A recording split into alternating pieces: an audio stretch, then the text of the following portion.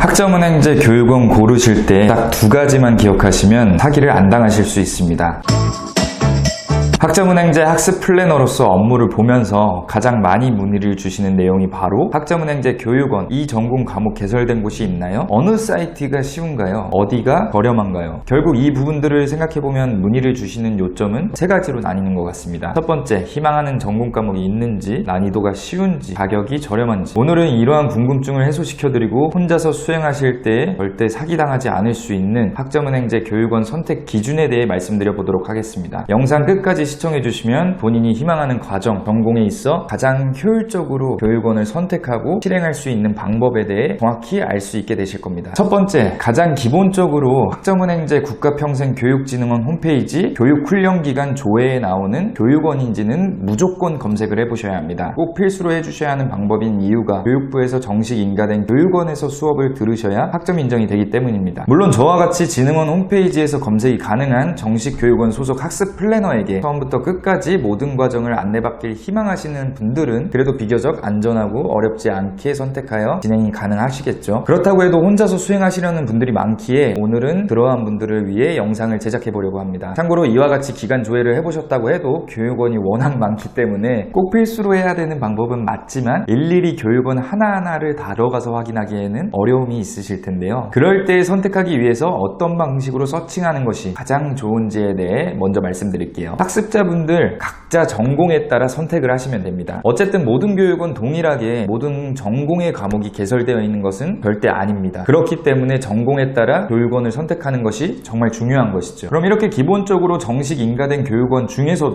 희망 전공 과목이 개설된 교육원으로 범위를 줄이시면 선택폭이 확 줄 수 있겠죠. 그리고 처음 시작하실 때 왜 학점은행제를 통해 수행하려는지, 어떠한 과정을 목표로 두고 있는지, 어떤 전공을 수행할 것인지에 대해 목표가 가장 먼저 정확하게 확립이 되어 있어야 처음 교육원 선택에 있어서도 수월하게 진행되실 것이라고 생각이 듭니다. 하지만 제가 지금부터 말씀드릴 과정이나 전공의 경우 어느 교육원을 선택하셔도 무방하다는 점을 미리 말씀드릴게요. 첫 번째, 산업기사 41학점, 기사 106학점. 두 번째, 방통대학교 2학년 편입 30학점, 3학년 편입 63학점. 세 번째, 사이버대학교 2학년 편입 35학점, 3학년 편입 70학점. 네 번째, 편입 준비에 있어 학사과정 중 65에서 80학점 이수. 그리고 다섯 번째, 총학점을 모두 채웠고 학사학위, 전문학사 학위 수여를 받기 위해 의무 18학점을 이수해야 되는 경우. 마지막으로 경영학, 아동학, 사회복지학, 심리학, 컴퓨터공학, 해당 전공 전문학사 학사학위 수여 희망자. 첫 번째부터 다섯 번째의 경우 대부분 교양 과목을 위주로 학점을 이수하는 개념으로 진행이 가능하기 때문에 어느 교육원을 진행하셔도 무방한 거죠. 그리고 마지막 같은 경우는 해당하는 전공들은 웬만한 교육원에 다 과목이 개설되어 있는 전공들로서 난이도의 차이가 크게 있지 않기 때문에 어디가 저렴한지, 또 본인이 듣고 싶은 과목이 있는지, 이런 간단한 부분들만 체크하고 수강 신청을 하셔도 됩니다. 어차피 교양 과목이나 이 전공 과목들은 어느 교육원을 가도 개설되어 있고, 방금 말씀드린 전공 과목들은 교육원 20군데가 있다면 15군데 이상은 개설이 되어 있는 상황이기 때문에 가격적인 차이, 본인 니즈에 맞는 과목이 개설되어 있는지, 이와 같은 간단한 부분만 체크해보면 되겠죠. 물론 지금 이렇게 말씀드릴 부분들은 혼자서 수행하시는 분들께서 기억을 해주셔야 되는 점입니다. 참고로 공학 계열은 항상 개설되어 있는 곳이 있기는 하지만 다른 전공에 비해 많이 있지는 않아서 컴퓨터공학 전공이 공학 계열 대표 전공이기는 하지만 과목당 정가 비용이 다른 전공에 비해서는 더 나가는 편입니다. 자, 그럼 계속 반복해서 말씀드렸듯이 이와 같은 과정을 혼자서 수행하시는 분들은 둘러보고 수강료가 저렴한 곳이나 본인 니즈에 맞는 과목이 있는 곳에서 신청하면 된다고 말씀드렸는데, 그럼 제가 말씀드린 부분 외의 과정을 희망하신다면 지금부터 집중해 주셔야 합니다. 제가 지금부터 직접 교육원을 언급하면서 말씀드릴 전공별 교육원의 경우 소수의 몇몇 교육원에만 해당 전공 과목들이 개설되어 있기에 유심히 보시길 바라며 바로 말씀드려 보도록 하겠습니다. 체육학은 한국원격평생교육원, 영산대학교 원격평생교육원, 법학 및 행정학은 윌비스 원격평생교육원, 공학계열 중에서도 기계, 전기, 건축, 소방의 경우 유니와이즈, 뉴엠, 이그린 원격평생교육원, 영어, 영문학은 YBN 원격평생교육원, 신학은 서울사이버에듀 원격평생교육원, 미용학은 케이스 원격평생교육원,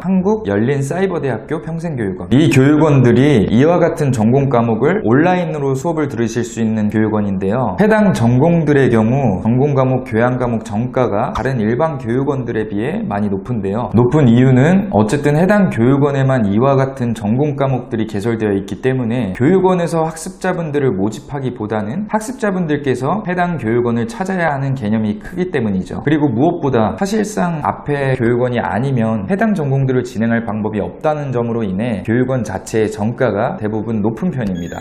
그래도 미용학, 체육학, 영어, 영문학, 신학의 경우 전공 필수 과목까지 전부 개설을 해둔 상태이기 때문에 장점으로는 온라인으로 학위 수여까지 가능하지만 공학계열 법학, 행정학의 경우 개설되어 있는 과목이 많지 않아서 온라인 수업으로만 학위를 수여받을 수 있지는 않습니다. 그래도 공학계열은 자격증이나 전적대학점으로 전공학점을 대체할 수 있으며 법학이나 행정학은 독학사나 전적대학점으로 전공학점을 대체할 수 있습니다. 만약에 이렇게 온라인 원격 평생교육원, 자격증, 독학사, 전적대학점 모든 방법을 이용했음에도 필수 전공학점을 채우지 못했다면 마지막 한 가지 방법으로는 시간제 수업이나 오프라인 수업밖에는 별다르게 방법이 없습니다. 그럼 여기서 총정리를 해드리자면 앞서 말씀드렸던 교양학점만을 채워도 되는 과정이나 경영학, 아동학, 사회복지학, 심리학, 컴퓨터, 공학과 같이 대부분의 전공 과목이 여러 교육원에 개설되어 있는 경우 가격 비교와 본인 니즈에 맞는 과목이 개설되어 있는 곳으로 선택해도 되고 어느 교육원을 선택하든 무방하다는 점입니다. 허나 어느 곳에서든 없고 특정 교육원에만 전공 과목이 개설되어 있는 경우에는 제가 말씀드린 교육원을 찾아 신청하시면 됩니다. 이것으로 교육원 선택 기준에 대해 말씀드렸는데요. 난이도의 차이는 사실 학습자님들께서 느끼시는 바가 다르고 큰 차이가 없기 때문에 위와 같이 전공 과목이 개설되어 있는지 그리고 전공 필수 과목이 있는지 이런 차이에 따라 교육원을 나눌 수 있습니다. 만약 영상을 끝까지 보고 혼자서 하시기에는 자신이 없으신 분들의 경우 댓글이나 댓글에 있는 링크를 통해 문의 주시면 보다 더 자세히 안내드리도록 하겠습니다. 지금까지 학점은행제 륜멘토였습니다. 감사합니다.